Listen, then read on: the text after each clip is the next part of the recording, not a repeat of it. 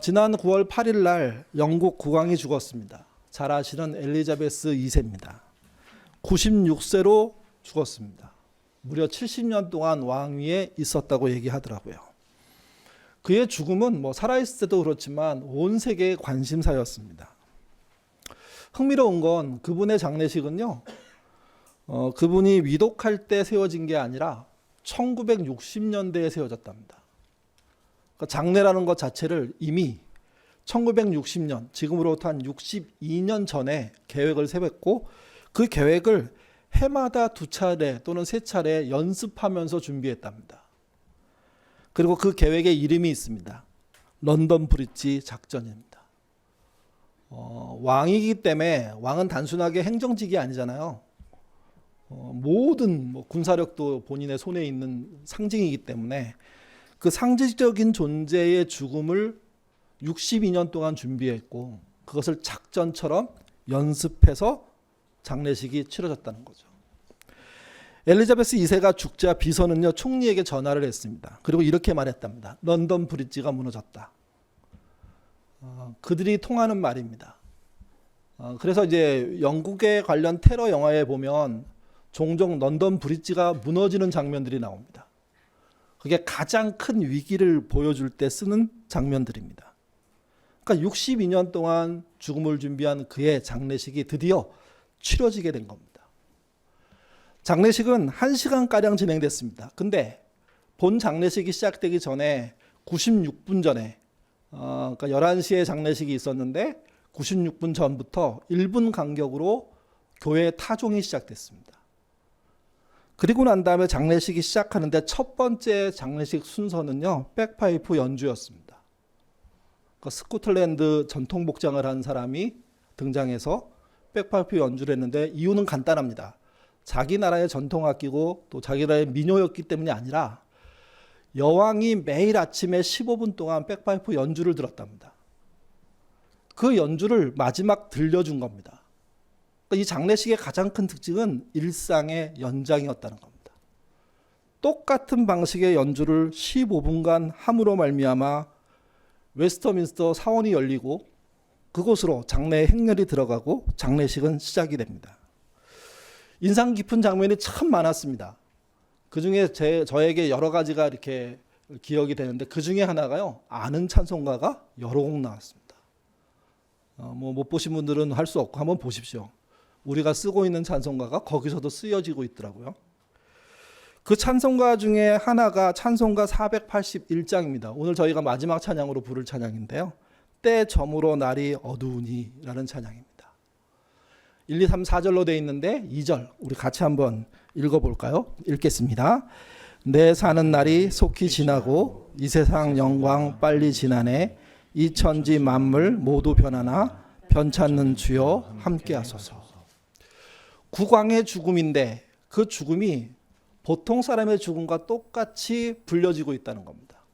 똑같이 찬송가에 의해서 이 죽음이 알려지고 이 죽음의 방향에 대한 이야기를 하고 있다는 거죠. 4절은 제가 읽겠습니다.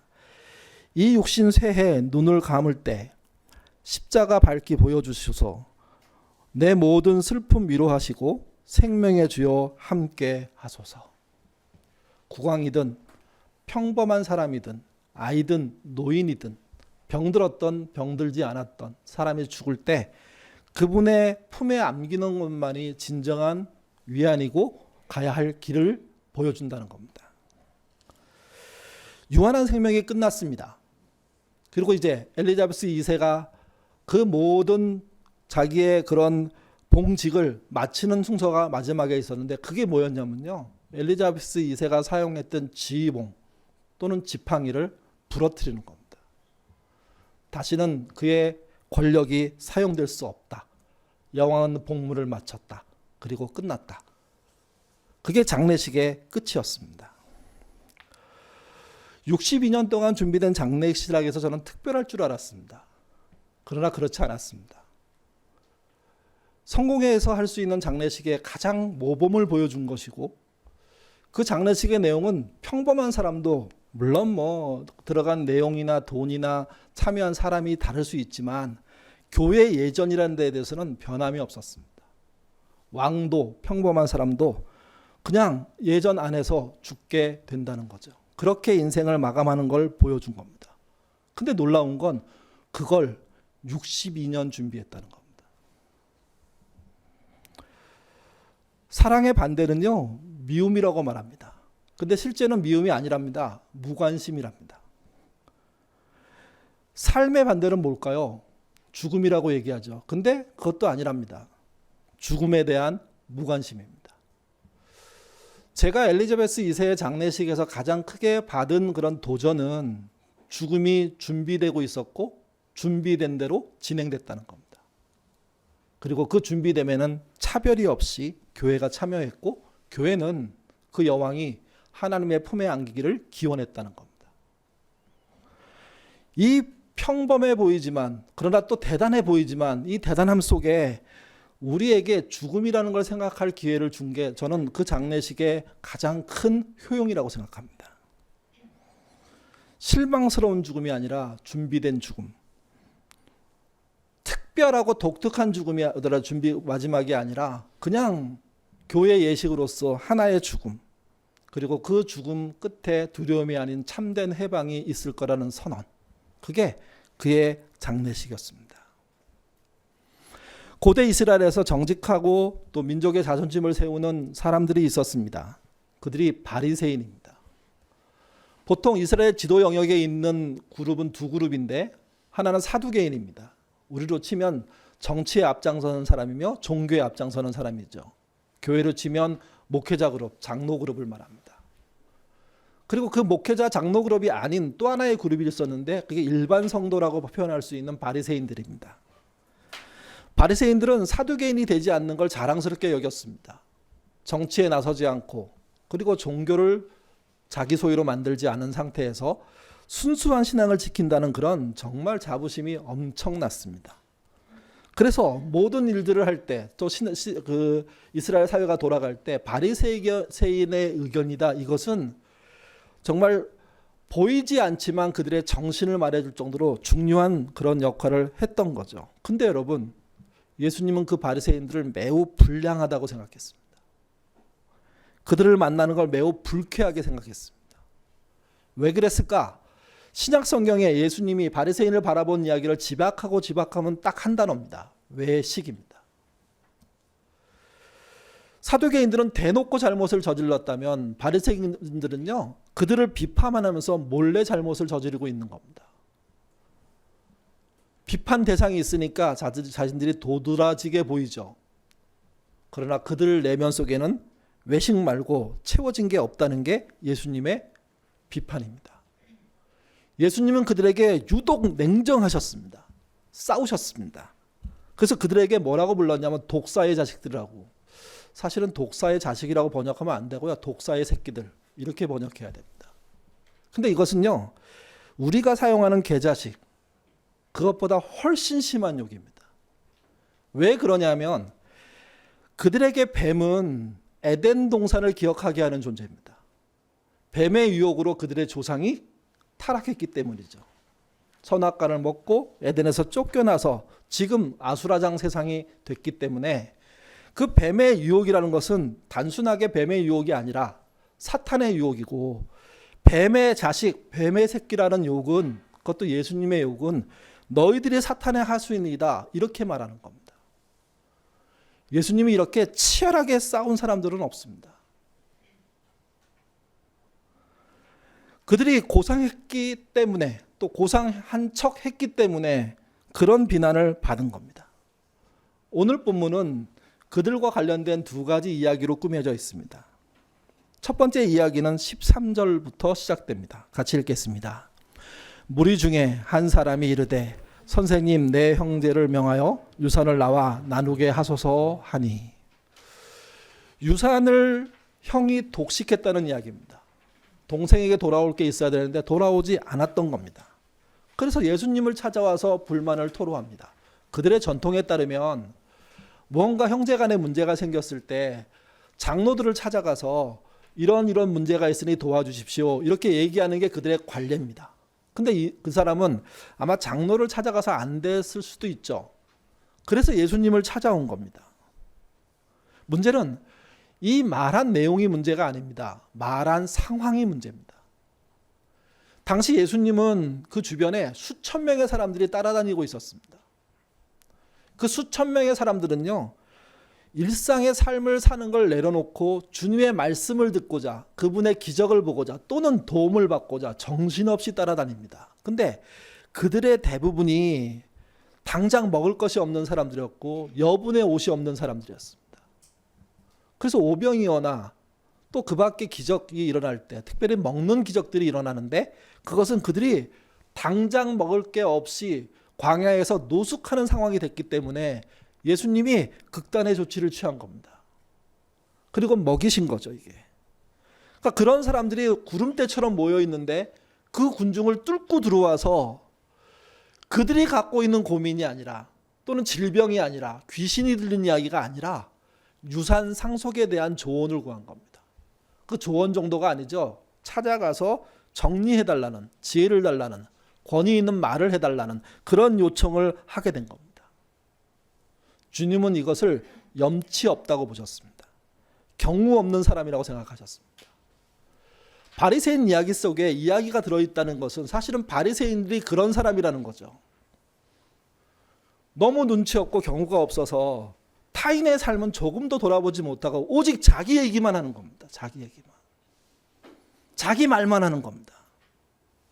지금 내 옆에 앉아있는 사람의 상황이 어떤지 살피면 어떻게 해야 되나? 내가 지금 이 말을 하는 게 사치가 아닐까? 상처가 안 될까? 그런 생각은 못 하는 거죠. 자기 문제만 해결하고 나한테 큰 돈이 오게 되어 있는데 그 돈 어떻게 해결할 수 있습니까? 그렇게 물었던 겁니다. 예수님은 그에게 말합니다. 근데 이 말은 수천 명에게 동시에 말하는 겁니다. 또 오늘날 우리에게 말하는 겁니다. 15절 말씀 읽겠습니다. 그들에게 이르시되 삼가 모든 탐심을 물리치라. 사람의 생명이 그 소유에 넉넉한 데 있지 아니하니라 하시고, 재산 분쟁을 해결해 달라고 하는 사람 앞에서 예수님은요, 너의 형만 탐심이 있는 게 아니라 너도 탐심에 빠져 있다는 얘기를 하십니다. 그래서 사지분별이 안 되고 있다. 소유가 많더라도 그 소유가 너를 지켜주지 못한다. 지금 네가 욕심낼 것은 유산을 더 받아오는 문제가 아니다. 이렇게 단호하게 끊어버리십니다. 그리고 난 다음에 두 번째 이야기를 시작합니다. 그것은 비유라고 성경에 기록되어 있습니다. 어느 부자가 농사를 지었는데 풍년이 일었습니다. 너무 행복하고 너무 자기가 기특합니다. 그래서 그가 어느 날 밤에 이렇게 말합니다. 수확물을 두기에 내 창고가 부족하다.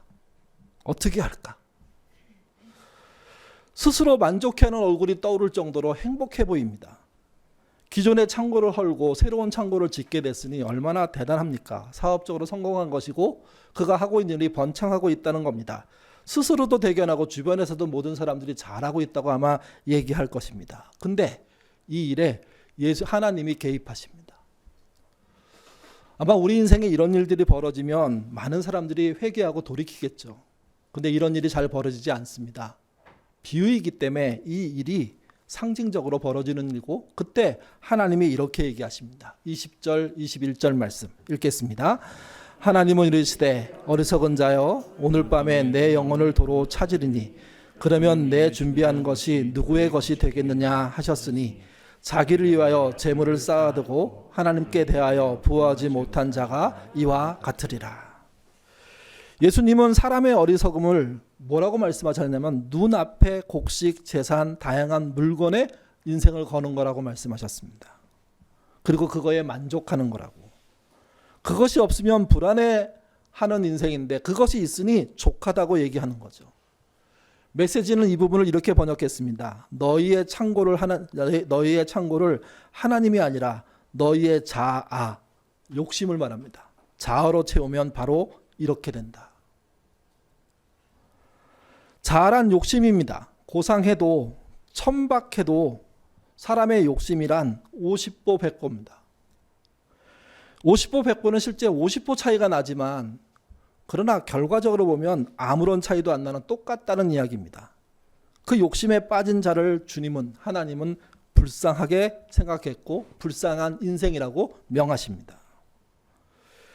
예수님이 하신 이 두 이야기의 공통점은 이겁니다. 재물로 인해 본질을 놓친 사람들이라는 거죠. 누가 그렇다는 겁니까?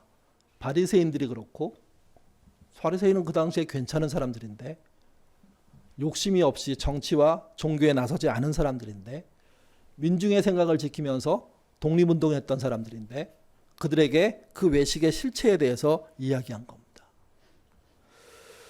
요즘 주목받는 이야기 중에 한 가지가요, 죽음 극복입니다.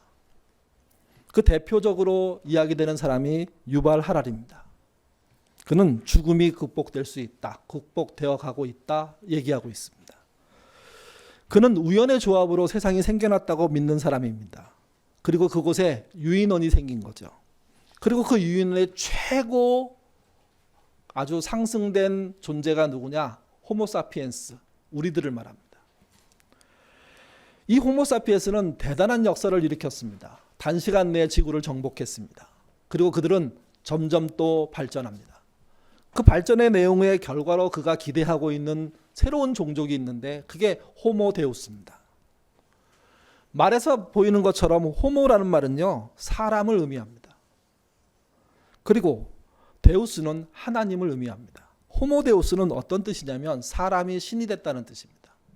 신이 될 사람, 신이 된 사람.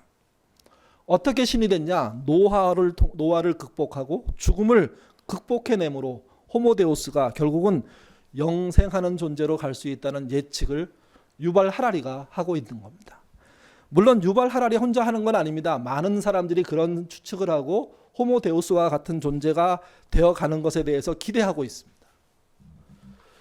분명 과학기술은요, 우리의 수명을, 우리의 노화를 늦추고 수명을 늘릴 겁니다. 당연히 생명은 연장될 겁니다. 여기 계신 분 중에 100세 사시는 분이 생각보다 많을 거고 120세 사시는 분도 계실지 모르겠습니다. 여기 젊은 분들은 더 길게 살지도 모릅니다. 여러분 생각해 보십시오. 아프지 않고 오래 사는 건 복이죠. 성경도 그렇게 얘기합니다. 근데 여러분 자신이 아프지 않고 정말 오래 살면 복이 될까요? 한번 속으로 물어보세요. 내가 진짜 건강하게 무탈하면서 오래 산다면 그게 나에게 복이 될까? 만약 120세까지 여기 있는 분들이 다 산다면 얼마 지나지 않아서 지구촌의 인구는요, 지금 78억인데 100억, 110억, 120억으로 올라갈 겁니다. 건강한 사람들이 100억, 120억, 120억이 지구에 산다면 지구에서는 어떤 일이 벌어지겠습니까?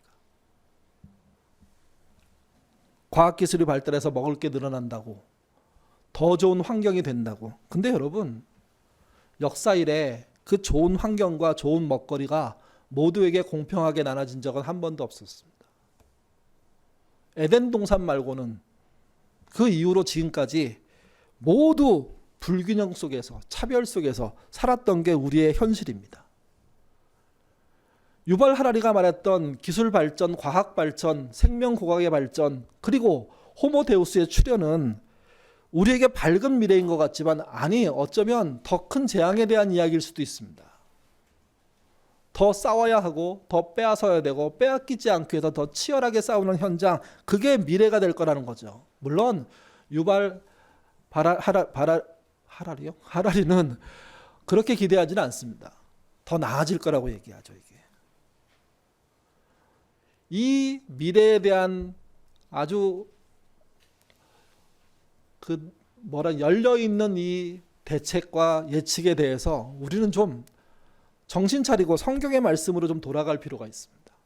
히브리서 9장 27절 같이 읽겠습니다. 한 번 죽는 것은 사람에게 정해진 것이요 그 후에는 심판이 있습니다. 여러분, 유산을 더 많이 차지하기 위해서 싸우는 이 입장에서는 더 나아진 사회가 필요하겠죠. 그리고 나아진 제도를 통해서 자신의 유산을 많이 차지하면 된다고 생각하겠죠. 또 소유가 많아서 창고가 늘어나는 사람들, 그 계획을 세워놓고 너무 자기가 기특해갖고 스스로 머리 쓰다듬고 기뻐하는 그 사람들은 미래가 나아지고 발전하면 더 좋다고 생각할 겁니다. 근데 그곳에서도 강자만 살아남습니다. 약자를 위한 어떤 대책도 존재하지 않습니다. 그런 세상이 지옥입니다. 지옥은 죽어서 가는 곳이 아닙니다. 살아서 실제 우리가 살게 되는 세상을 얘기하는 겁니다. 그런 지옥에서 떵떵거리고 살았다면 그게 결국 하나님 나라에서는 심판받지 않겠습니까? 굉장히 좋은 미래 관측이 나온다고 하더라도 정말 혹할 수 있을 정도의 긴 수명이 약속되고 그로 인해서 행복한 삶에 대한 이야기가 쏟아지는 것다고 하더라도 성경이 부인하고 있다는 사실을 잊지 않으셔야 됩니다. 우리가 그래서 죽음을 잘 준비해야 됩니다. 죽음을 잘 준비하기 위해서는 두 가지를 기억하셔야 되는데, 첫 번째는요, 죽는다는 것을 기억하셔야 됩니다. 사람은 예외 없이 죽습니다. 가난해도 죽고 부에도 죽습니다. 오래 살아도 죽습니다. 병에서 치료받아도 죽습니다. 그렇다면 죽음에 대한, 죽게 되는 그 일에 대한 이야기를 할 수밖에 없고 피하지 않아야 됩니다. 두 번째는 그래서 죽음을 연습해야 됩니다. 엘리자베스 2세가 자기 장례식을 62년 동안 연습시킨 것처럼, 그리고 본인도 그 연습에 대한 내용을 듣고 체크했던 것처럼, 그리고 본인도 평범한 사람들이 죽었던 성공회의 장례식에 참여하는 것처럼 자기도 그 장례식에 참여해서 마지막 죽음을 맞이한 것처럼 그 죽음이 올 거라는 사실을 알고 준비하지 않고 욕심껏 세상을 사는 사람에게는요, 죽음을 통한 진정한 해방이라는 게 없습니다. 죽음은 해방으로 들어가는 길이거든요. 요즘 비슷한 제목의 드라마와 소설이 큰 인기입니다. 박혜영 작가의 나의 해방일지, 그리고 정지아의 아버지의 해방일지. 제목들이 따로따로 정해졌고 뭐 방영도 따로 되고 그 다음에 책도 따로 나왔지만 둘 다의 공통 제목은 해방입니다. 특별히 아버지의 해방일지는 전직 빨치산인 아버지가 겪었던 이야기들을 통해서 모든 얘기가 전개가 되는데요. 특별히 아버지가 갑자기 사고로 죽습니다. 그리고 난 다음에 딸 아리가 상주가 되어서 3일 동안 장례를 치르게 되는데 그때 아버지를 다시 발견하게 됩니다. 딸 입장에서 아버지가 빨치산이어서 불편한 일이 너무 많았습니다. 막히는 일이 너무 많았습니다. 연좌제라는 거 아시죠? 가족 중에 누군가 북한과 관련돼 있으면 취직도 안 됩니다. 우리나라 사람들은 그걸 너무 연좌제에 관련되지 않았다는 게 너무 자랑스러울지 모르지만 연좌제에 관련된 사람이 얼마나 많은 줄 아십니까? 사촌까지 이어가지고 혹시 그쪽과 관련돼 있으면 길을 막았거든요. 너무 공부 잘하고 똑똑한 사람들이 길이 막혀갖고요, 폐인이 된 경우가 이 연좌제입니다. 그 딸이 거기에 걸려 있는 사람입니다. 고향 자체에서도 차별이 심했습니다. 학교 다닐 때도 그랬습니다. 친구들 사이에서도 그렇습니다. 성장해서 어른이 돼서도 이 편협한 사고로 인한 피해는 계속 이어집니다. 여러분, 연좌제에서 피해본 사람이 있다면 피해보지 않은 사람들이 있잖아요. 피해보지 않고 혜택을 받다면 사실은 부끄러운 일이라는 사실을 잊지 않으셔야 됩니다. 할아버지가 한 일 때문에 손주가, 아버지가 한 일 때문에 그 누군가가 평생 길이 막혀가지고 쩔쩔매면서 살게 하는 사회였다면 이건 하나님 나라에 가면 크게 심판받을 일입니다. 근데 거기서 혜택을 누렸다면 이건 창피한 일이 되는 거죠. 이게. 아버지의 해방일지가 그 내용을 다룹니다. 아버지가 돌아가셨습니다. 그리고 문상객이 오게 되죠. 혼자 외동딸인 그가 상을 치러야 되는데 걱정이 한두 가지가 아닙니다. 누가 오기나 할까. 그리고 막상 장례식이 열렸는데 자신은 장례식을 주도적으로 치룰 마음도 별로 생기지 않는데, 근데 장례식에 생각보다 많은 사람들이, 다양한 사람들이 찾아오기 시작합니다.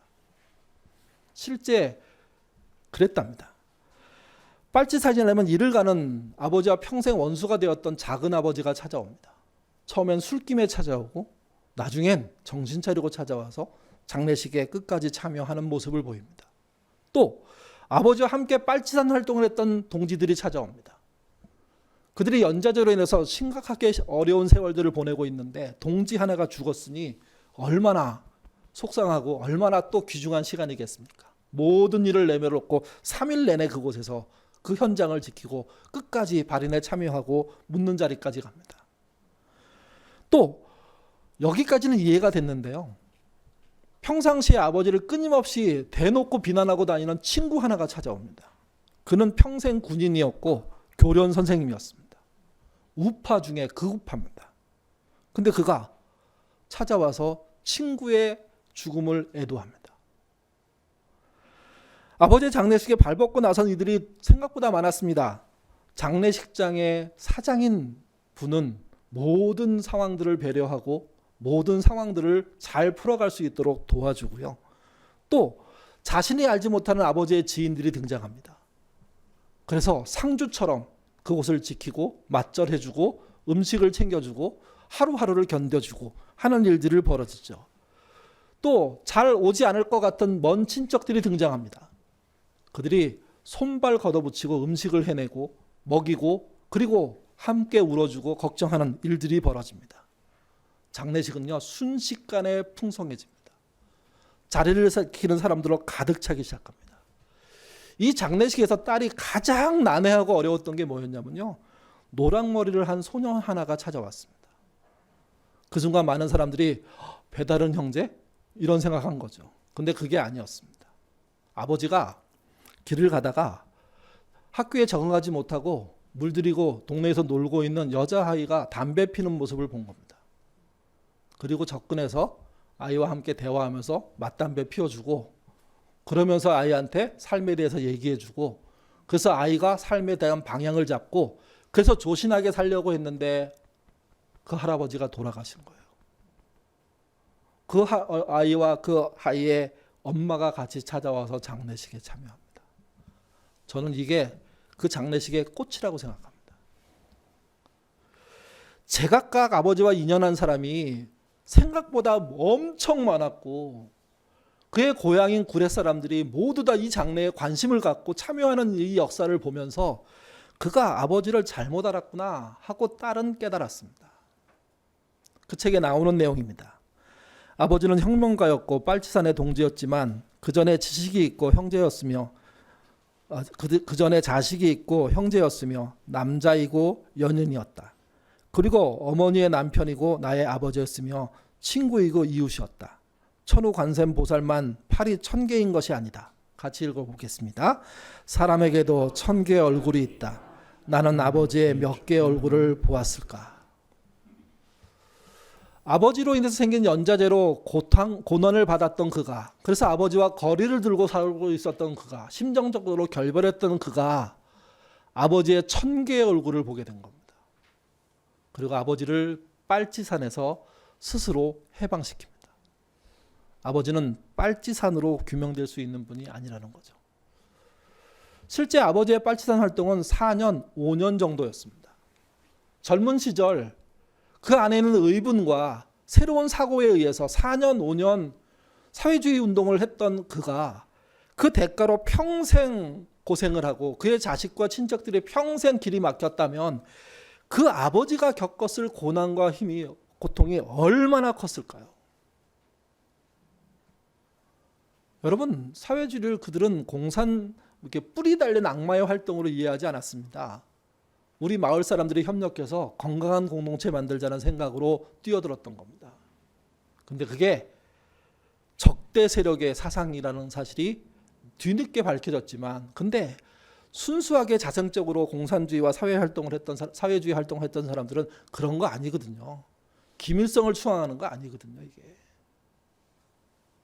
뒤늦게 아버지의 죽음을 통해서 아버지를 해방시키는 책입니다. 근데 더 재밌는 건 이겁니다. 아버지의 해방일지가 아니고요, 그 알이 나의 해방일지입니다. 아버지에 대한 나의 해방이 일어난 사건이 아버지의 장례식이었다는 얘기죠. 이토록 죽음을 해방으로 맞이한다면 여러분, 이것만큼 행복한 죽음은 없습니다. 성경은 죽음을 해방이라고 얘기합니다. 육신에서 갇혀있는 존재가 영의 존재로, 근데 몸이 있는 존재로, 영원한 나라에 들어가서 영생하는 존재로 바뀌는 거라고 얘기하죠. 그게 해방입니다. 그 해방을 준비하고 연습하지 않는 사람이 과연 그곳에 들어갈 수 있을까? 성경은 아니라고 얘기합니다. 여러분 잊지 않으셔야 돼요. 오늘 본문에 나와 있는 이야기 속의 주인공들은 모두 하나님을 믿는 사람들이었습니다. 11조를 내는 사람들이었습니다. 제사를 드리는 사람들이었습니다. 절기를 몸숨처럼 지켰던 사람들입니다. 바리새인들은 더 그랬습니다. 근데 주님은 그들을 외식자로 받고 그들은 망할 수밖에 없는 존재라고 비판하셨고 독사의 새끼들이라고 쌍욕을 그냥 대놓고 하셨습니다. 왜? 그들의 자존심과 숨겨놓은 외식이 사실은 하나님을 무너뜨리는 일이 되고 있고 교회를 무너뜨리는 일이 되고 있기 때문입니다. 카톨릭과 개신교가 공동으로 쓰는 신앙 용어들이 참 많습니다. 그 중에 하나가 성찬입니다. 성찬은요, 다 아시는 것처럼 예수님의 십자가 죽으심을 기념하는 의식입니다. 여러분, 죽음을 기억하는데 실제 성찬식에서는 뭘 합니까? 먹고 마십니다. 돌아가신 분의 살과 돌아가신 분의 피를 기념하여 먹고 마십니다. 여기에 앞뒤가 안 맞는 상황이 전개되는 겁니다. 포도주를 마시고 떡을 마시는 먹는 이 일이 죽음을 준비하는 거라고 그 의식은 끊임없이 얘기해 주고 있는 겁니다. 죽음을 어떻게 준비할까요? 먹고 마시는 일상을 통해서 준비해야 됩니다. 어떻게 먹고 마시는 일상을 통해서 죽음을 준비합니까? 첫 번째, 죽음을 기억하셔야 됩니다. 죽는다. 그것도 반드시 죽는다. 지금 상황을 극복해도 죽고 병이 나아도 죽는다. 내가 더 건강해져서 120세를 살고 150세를 살아도 죽는다. 아니, 성경에 나와 있는 960세도 죽는다. 더 오래 살고 과학기술이 발달했기 때문에 안심한다면 그것처럼 미련한 짓은 없습니다. 죽을 수밖에 없는 자는 일상에서 그 죽음을 기억해내야 됩니다. 제일 좋은 건 아침에 일어날 때 오늘 살지만 그러나 나는 죽는다 라고 암기하는 수밖에 없습니다. 또 하나는 그 일상을 통해서 죽음을 연습해야 됩니다. 죽음이 나에게 다가오고 있으니, 아니 갑자기 내가 죽을 수 있으니 그 죽음을 내가 맞이해야 되는구나 하는 사실을 알아야 되는 거죠. 그게 먹고 마시는 건데 어떻게 먹고 마시냐가 중요합니다. 나 혼자 배부르게 배 뚱뚱 두드리면서 여유 있게 여행 다니면서 남들 관심 없는, 그러나 나만 관심 있는 고상한 이야기 하면서 그렇게 살면 죽음 준비가 안 된다는 겁니다. 오히려 죽음의 걸림돌을 스스로 준비하게 되고 그렇게 넘어지게 된다는 거죠. 나를 잘 돌보고 관리하는 것도 준비지만 나를 넘어서 타인을 향해서 가지 못하는 그 관리, 그 삶은요, 죽음을 준비하는 게 아니라 진짜 죽게 만드는 함정을 파는 겁니다. 여러분의 인생이 진짜 해방으로 가기를 원하십니까? 그렇다면 여러분의 먹고 마시는 문제 말고 더불어 먹고 마시는 문제 속에 생각이 아니라 뛰어드셔야 됩니다. 오늘 또 김치 한 통을 들고 온 분이 있었습니다. 누구에게 전달해 주라고. 그분이 김치를 담그면서 스스로 생각할 때 이렇게 많은 김치를 가지고 나는 이제 겨울을 나면 되는데 누구는 그럴까?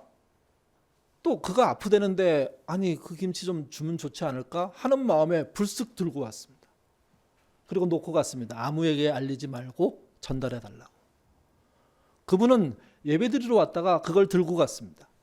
너무 감사하고 너무 고마운 마음으로, 미안한 마음으로 그걸 들고 가면서 이 은혜를 어떻게 갚지?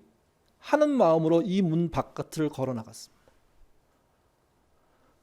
진짜 죽음을 준비한다는 건 나 혼자 구원받고 천국에 간다는 뜻이 아닙니다.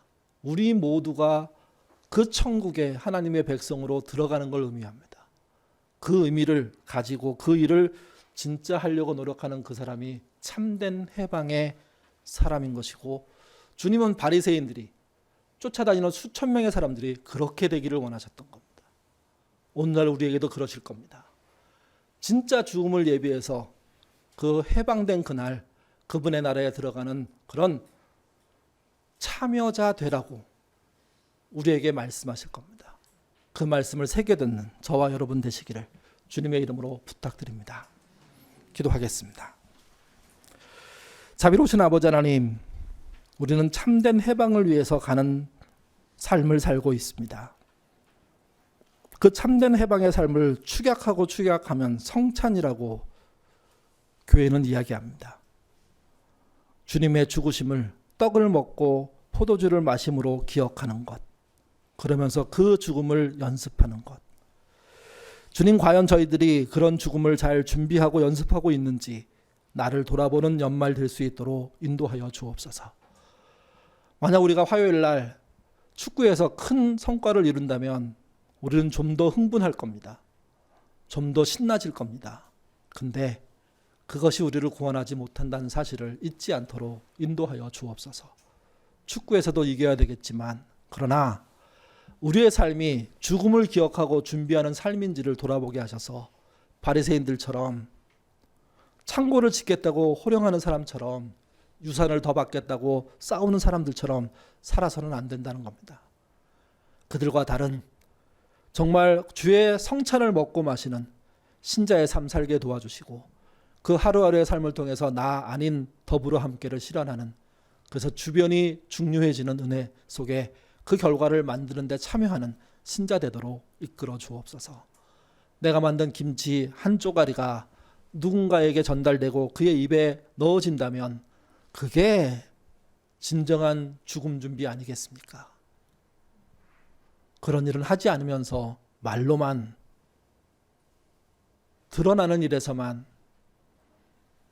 자랑할 만한 일에서만 또 자랑해버리는 방법으로 하게 된다면 어떤 것도 죽음 준비가 안 될 겁니다.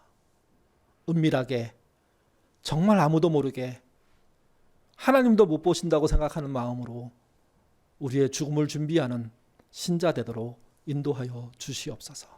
감사하며 예수님 이름으로 기도드립니다. 아멘.